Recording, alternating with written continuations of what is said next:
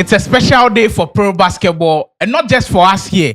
Every single person that watched basketball, I'm sure you were enjoying what was happening yesterday. Yesterday, the 8th of January, 2024, termed as the Mamba Mentality Day for Kobe Bean Bryant, the man who was the face of the Lakers for 2 decades. Yesterday, they revealed the statues which will be in front of course, Crypto Arena for Kobe Bean Bryant. If you're wondering what Mamba Mentality is, in the words of the legend himself, Kobe said, Mamba mentality is you being the best version of yourself. And sometimes you just watch sports for the fun of it, but you can still learn a lot from that. Kobe, who inspired many of this great generation of Seusu, I'd like you to touch on his legacy with the Lakers and his impact on the whole NBA.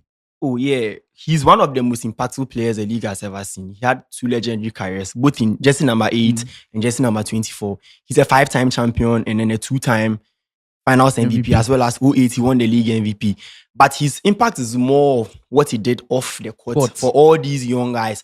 Most of the guys who came into the league modeled their career in game style after Kobe. And even for us sitting here, I'm sure if you ask majority of us, we all started watching basketball. Because of Kobe. The first person we fell in love with was Kobe Bean Bryant. Exactly. So yesterday, 8th January 2024, the Lakers unveiling that they will have 3 statues for the great man himself, Kobe Bean Bryant. But that was not all that happened within the NBA. Yesterday, Thursday, was trade deadline as well. I mean, we've got a lot of things to talk about, but we'll have to brush through those ones before we get to the main topic today. Trade deadline. We're looking for teams who can add something going into the postseason. Teams who wanted to maybe switch up 1 or 2 things in the roster. Teddy, which team did you feel like really improved their roster yesterday? I'll go with the Knicks because now Randall is out, Brunson is out with a shoulder injury, and OG Anunoby is also undergoing surgery. So they obviously need someone or a leader, like in the name of Bogdanovic, and they also need a defender. And I think getting Allen Bex, in past years, Allen Bex was a good defender, but now offensively he's been good. So getting him, and I like how they're doubling down on defense. Knicks, Thibodeau is showing us that he's a defensive coach and he likes defensive players, and it's amazing. And they've really moved the needle for. Well, Teddy has got the New York Knicks winning the trade deadline. So, who do you feel won the trade deadline? Oh, I'll go with the Mavs because they added PJ Washington. I know we were very, very high on them on the Mavs. And then they basically said half the defense, double the offense. Yeah. PJ is averaging 13. He's shooting the lights out too. And 2. And then now, if you slot him into that starting group, you have a lineup of Luka, Kai, PJ, Josh Green, and Derek Lively. That's a very good offensive unit. Defensively, they have their shortcomings, but I feel like adding a 13 points per game scorer to Luka and then Kyrie is very good. And then he does a lot of things. You can play him as a small ball 5. He can stretch the floor. He can play as a 4. He can take pick and roll duties. He can do plenty things. And I'm looking forward to seeing that pick and roll with him and then Luka with Kyrie in the corner. Jalen Green in the definitely corner. Be interesting to see for the Dallas Mavericks for their postseason hopes. Personally, I'll probably lean towards the Sixers because of the Buddy Hield trade. I think that was very impressive for them. Now let's get to what we intended to do today. We are picking this inspiration from the Football Squad on Pro, who had their this or that segment. We are bringing it to basketball terms, and I'm sure you enjoy this one. So we'll be picking 2 things. In fact, 2. Some of them are players, some of them are teams, and we'll be asking the guys to choose this or that, and we'll have to start with the big men. So I'll be picking George to start with Shaquille O'Neal or Joel Embiid. Difficult here, but you see, Joel Embiid is like the modern day Shaq, because when you look at things that were impediment to Shaq's game, Joel has them now. But when you look at Shaquille O'Neal, he gives you that reliability. You can depend on him health-wise and consistency-wise. I feel like he's done more for the NBA. So I'll resume-wise and how he plays. So I'll have Shaq over Embiid, but if you ask me who I'll put in my team, I'll go. If you had to start a team now, maybe. I'll go with Embiid because of how he's modernized his game. Interesting. Also, Shaq or Embiid? Well, I'll go with Embiid because his skill set translates every era. If he plays in the 90s, he's as dominant as Shaq. If he plays into this game, he's as dominant as Shaq. Yes, he won't get these calls. He won't, but he's equally as big as Shaq. Bro. And Embiid is a very dominant dude. That guy is 7'2", over 290 pounds. He's a big dude. He can dominate. He can dominate inside. He has a very soft touch. He dominates with finesse and then power. Whereas Shaq has a lot of deficiencies in the half court. If he's not bullying people, he can't do anything from the foul line. He doesn't shoot from 15 feet. But you could argue he's a better rim protector than Embiid is. Maybe because of his availability, because he's mostly on the floor, whereas Embiid has been hurt and he's always hurt too. But I'll go with Embiid because of his skill set. It will translate to any era of basketball. Wow. The both of the guys going for Embiid. Teddy, who's your pick? Shaq or Embiid? I also go for Embiid because when you want talent, that's you go for Embiid. Because if you want, right? You see, now for NBA to win, you need maybe a big and a small guard to win, or you need other players to fit into that system. And Embiid, he can shoot from three. He's good at the free throw line. He's good with jumpers. Like the last time I said, 1 pull-up jumper, 2 pull-up jumper, wherever you want him to score. It's a 3-level scorer. But if you look at Shaq is more of a brute force kind of like he's more of a paint guy. Maybe pick and roll, then he rolls into the paint, give it to him. He just bullies, and then that's it. At the free throw line, last time we were talking about hacking the Shaq. You send him to the free throw line, he's not getting you any points. He's not getting you any points. So talent-wise, I'm going with the talent-wise. Interesting. Shaquille O'Neal or Joel Embiid. I feel this is a very difficult question because if you start a team now, it will be dependent on who your point guard is. In fact, who the guys around them are. If they are really good shooters, I'm probably going with Shaq because we wouldn't need him to shoot the ball much. But moving on to the next one, which I feel like is the most controversial. The 1996 Bulls, the 3-peat Bulls with Michael Jordan, Scottie Pippen, and all of them versus the 16-17 Warriors. Teddy, who's your pick in a 7-game series? Who's winning? You see, sometimes when you put Michael Jordan in the conversation, it feels like we should gravitate towards him. And you see, what the Warriors before Kevin Durant joined them was one of the best basketball teams in the world. And then Kevin Durant joined them.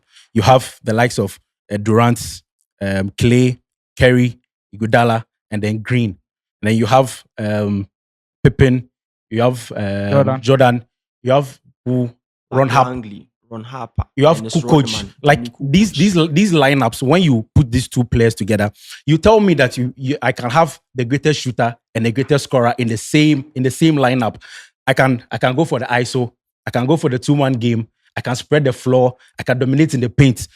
There's so much to do with this Warriors team. And then when they meet the Bulls side, there's some kind. You see, people are like, if you take the Warriors team to the 90s time or that era, they won't dominate. But if you tell me that Steph Curry won't be able to dominate in that era, it's a lie. I'm taking the Warriors team because they've been so dominant.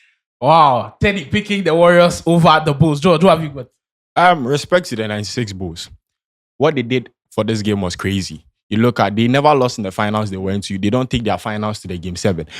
And they were also the best regular season team before the 2016 Warriors. But me, outside with the 17-18 Warriors, I think that is the best team God has ever assembled to play basketball. Because when you look at their quartet, you talk of Draymond Green, Steph Curry, Klay Thompson, and KD. Before you come to even Andre Iguodala, 2015 finals MVP. Translating down 16 and 17, 18, 19. That was the best team ever. But don't you think the Bulls can hold them down? No. I don't think so. Because the Bulls had no Lebron to face. But this team had to face LeBron. This team went before Kevin Durant, they blew a lead against LeBron. And this team was the best team. I would always say that's the best team ever because when you're having Kevin Durant on your team, look at his skill set. Look at what Steph Curry was doing. The gravity. And look at what Klay Thompson, catch and shoot guy. So who are you catching? Who are you catching on this team? And not to talk of how they were defended. So I'll go with this team, the best team ever. So let me pick your brain here a bit. If we put the Warriors into that 1990s era with the Bulls, do you think they beat them? And if we reverse it as well, put the Bulls into this era against this Warriors, who do you think wins the two scenarios? If we take the Warriors to the 90s, the Bulls will beat them. And if you take the Bulls to this modern era, they'll still beat the Warriors. Why I'm saying this is because those Chicago Bulls teams, like from the 1990 to let's say 98, it was one of the world best coach teams I've ever seen. They had Phil Jackson, and then they popularized pace and space. Don't forget Golden State's coach Steve Kerr was the first man on that Bulls team. So he obviously learned from Phil Jackson. He learned a lot from Master Zen, Phil Jackson, and then they were very versatile. You know, they had lineups where Tony Kukoc was at the 5. He's a stretch big. Dennis at the 4, Scottie at the 3, Michael Jordan at the 2, and then Ron Harper at the 1. And I always say this, to me, the best 3-man duo in terms of points of attack defense was those 90s Bulls teams.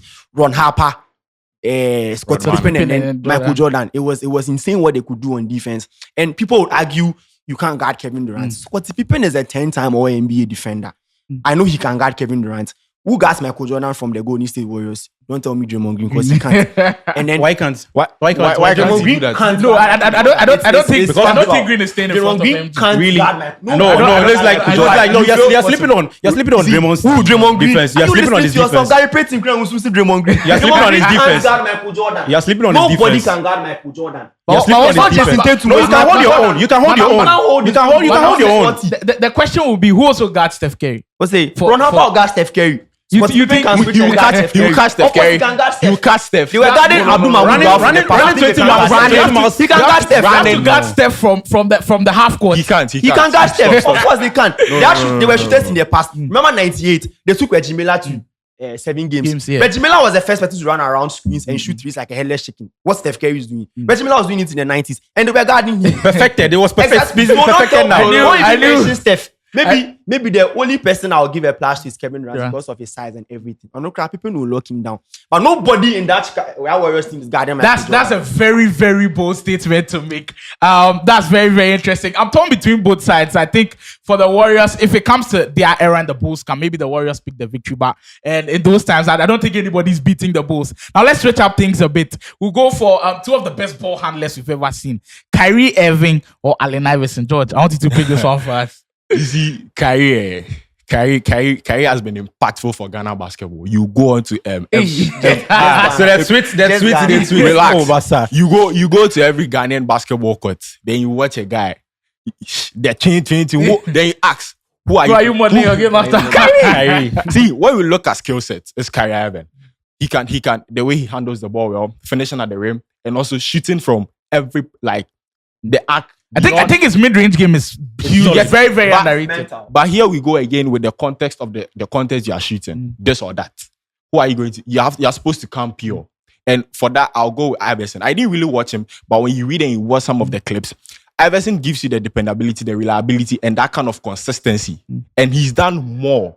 You talk of points per game. His resume is even better than Kyrie. Let's not go with ring culture, but his resume is better than Kyrie. But when you ask me who am I putting in my team, it's Kyrie Irving because you cannot guard Kyrie Irving. Well, I'm really surprised that George picked Kyrie on this one. But also, if you pick it in the context that Kyrie, when we gave him the chance to lead the Boston Celtics, it failed. But for Allen Iverson, giving him the chance to lead a team, we've seen it prosper before. Who's your pick? Kyrie Irving or Allen Iverson? I'll go with AI. Kyrie can keep the skill set, but I'll go with AI because AI is more of the guy. You can throw AI on any 12-man unit and then he'll take them to the finals. We saw this in 2001. He sent Philly to the finals. They came short against Kobe and then Shaq. And then even off the court, Allen Iverson's influence Impact on the whole of basketball. Fashion, is music, like everything. Fashion, the tattoos, everything. Even he was one who started rocking braids. Cross Jordan. In fact, He crossed Jordan out dressing of before, shoes twice. So Iverson has the influence off the floor. And even on the court, he has a better resume. He's a league MVP. He's a 4-time scoring champion. He's been to the finals before. But Kyrie has the one they all want. Kyrie has the one. Kyrie has a ring, fine, but the ring on the finger. Kyrie all his life has been a sidekick, and he's proven to us on multiple occasions that he's a Robin. He can't be the number He's one. more of a Robin than the Batman. Interesting. Teddy, I know you're a big Kyrie fan. Boston Celtic as well. Do you pick Kyrie over Iverson? You can look at this in two sets. Kyrie, you talk about skill sets, like you said, and then with AI, you talk about dependability. And you see, there's one thing about Kyrie. Kyrie, you had KD, you had Lebron, you had James Harden, You had this, and you won one. You see, Crazy. imagine AI had what Kyrie had. He would have had amazing success. But then these are hypotheticals. Yes, hypotheticals. But if we are and I've always said that if you want to win at the long run, you go with Kyrie because in the playoffs he always shows up for you. In the playoffs he has always showed up. He showed up for LeBron, so he will show up for us. Yeah. So I'll go with Kyrie. Interesting. Now we are heading down to the final two, and it's getting to very, very interesting ones. We saw what the 96 Bulls and the Warriors brought up. We said today was Mamba mentality episode, so we'll have to at least honor Kobe Bryant to this one. Kevin Durant or Kobe Bean Bryant? I want you to pick that one. It's going to be hard, but then I'll give a slight edge to Kobe because of what he's been able to do as the lead guy on his team. Remember when Shaq left, the narrative was Kobe can't do it without Shaq. And then he went back to back, 2009, 2010, without anybody. He literally had just Pau Gasol and some bunch of scraps and he won their chip. But Kevin Durant is also a world-class player in his own regard. But I would give it to Kobe because of that kind of edge. Him being able to lead his teams to champion. I didn't say Kevin Durant can't lead, but I mean, when you have Steph on your team and going neck and... I mean, Steph went neck and neck with Kevin Durant on those 2 championship teams. Whereas when Kobe was winning it all, he was the only one doing majority of their work. So I'll give it to Kobe. Wow, Teddy. I've always Kevin Durant or Kobe. I've always said that if you put Kevin Durant in any year, maybe the 70s, any era, he's going to dominate any player. And I've said 1v1 against any player, whether past or present.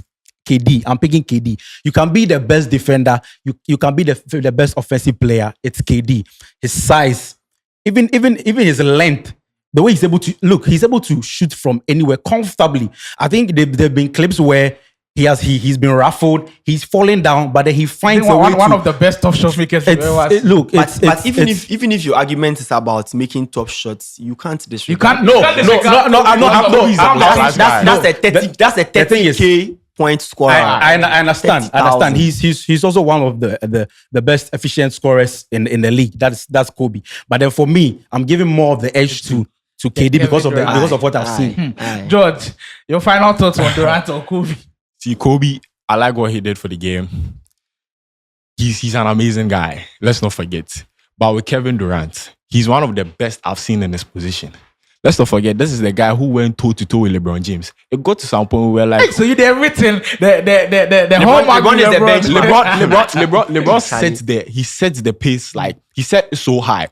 Kobe fell out. Who was that guy? It was Kevin Durant throughout those years coming down. Even now, 2019. It was Kevin Durant. He was the one who was like, he's in line with LeBron James. Yeah. And I like what he's done. You see, I watched some interview where Kobe was asked.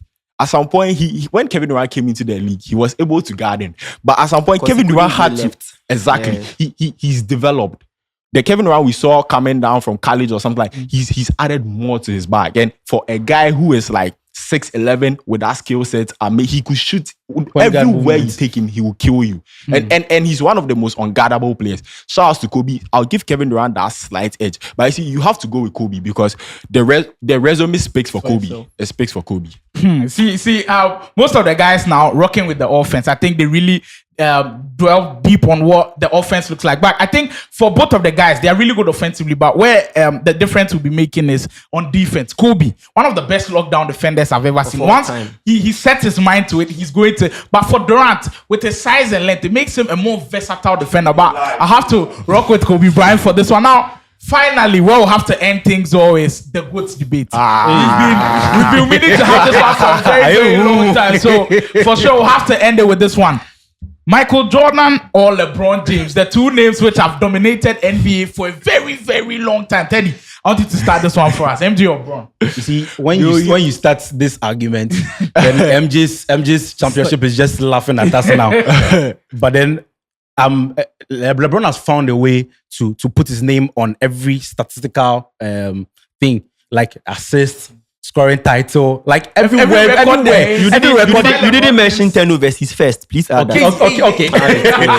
He has found a way to put his name on everything. So any statistics you are looking at, you find LeBron James. You find LeBron James. Let's put the championship assist, rebound, everywhere. And you see, he has carried the league for long. And I feel like Michael Jordan really wasn't focused on basketball in a sense. And it's true because he played for a while. He left, and even when we watched the documentary, he was saying it that he really wanted to play baseball. Like that was his dream. Of course, his dad plays baseball. The talent was just there in the family, and then so that should tell you a lot. He would just pick the ball to play. If you wanted to play basketball, so Teddy, are you LeBron or MJ? Hey, you see, I'm torn between both of them. Because MJ has done so much. If not for MJ, we will not see Michael. We will not see LeBron. And if not for LeBron, we will not have seen some of the things we are seeing now. So I'm torn between both of them. So I beg the fans, you see how Teddy all pick both sides. You know, all pick to me. Come to me. And yeah, LeBron out here. LeBron or MJ? If not for LeBron, we are not here. So first of all, if not for Michael Jordan, LeBron would even play basketball. Give credit to LeBron. You see, when you look at this thing, I'll side with LeBron. I'm always that LeBron guy. when you look at what Michael Jordan did, when we are talking about rings here, I don't have an argument because definitely 6 is greater than 4. But is that the only metric? If you are using that metric, then Brazil is the GOAT. And the other players he played with on the Celtics, they are in the GOAT conversation and the GOAT status. But is that the situation here? No. So we have to look at other sides, right? Now, when you look at MJ, what he did was crazy, phenomenal. The 96 Bulls, they won 6 rings. All the finals they never lost in the finals. They never lost in the finals. They never took their finals game to game 7. Yeah. That's ridiculous. That's crazy. But then are these things attainable? Yes, LeBron James went to 10 straight finals. And how many did he win from the 10? Let me come. He met a Golden State. He lost 3 times to one of the best. He lost to arguably the best. Just now we are saying that the best team assembled by God was the 2017-18 Warriors, and he lost 3 times to that Warriors team. Are you trying to tell me the very first time he lost to that Warriors team was up 2-1? He was up 2-1. Let me talk. He was up 2-1. Are you trying to tell me that if Michael Jordan faced this Warriors side, we'll not be having a different conversation? It's hypothetical. Anything we'll be having a different. So things that Michael Jordan has done are attainable. Now let's look at what LeBron James is doing. As a sport athlete, at some point, the age factor will tend to decline you. LeBron is beating that age. When you look at the stats, he's defying the odds. And he's every season he's going like the Bron we know. And when you look at what he's done, he's the only member in the 30,000 10 club. 30,000 points, 10,000 assists, 10,000 rebounds. Soon to make it 40,000 points. 10 assists and 10 rebounds. You look at what he's done. He's doing something that he has ascended the throne that no one is ascending that throne. And when you look at what LeBron PR you look